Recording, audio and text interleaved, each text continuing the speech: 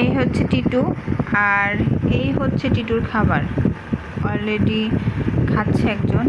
তো এ মানে এখানে কিভাবে আসবে বা আসার ট্রাই করতেছে, তো একজন খাচ্ছে বলে ও আর বেশি একটা রিস্ক নিচ্ছে না, তবে চলে আসবে। আমিও দেখতেছি যে ও কতক্ষণ পরে আসে। আসলে অনেক দিন ওরে আটকা রাখা হয়েছে, প্রায় 1 মাস। তো এই 1 মাসে ওরে আর ওর কাছে যাওয়া হয়নি, মানে কাছে বলতে হচ্ছে হাতে ধরা হয়নি। তো একটু দূরত্ব তৈরি হয়েছে, দেখলাম একটু ভয় ভয় হচ্ছে। ইজি না, দেখেন অকাজগুলো করতেছে কি, আমার দোলনাটা ছিঁড়ে ফেলতেছে। এই দোলনার জন্য দেখেন কাপড় দিয়ে রাখছি, যাতে ওরা নোংরা করলে এটাই পরে।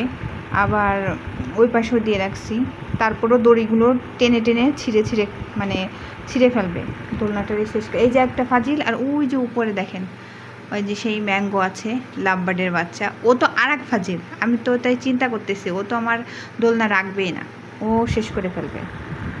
তো এই হচ্ছে অবস্থা এদের।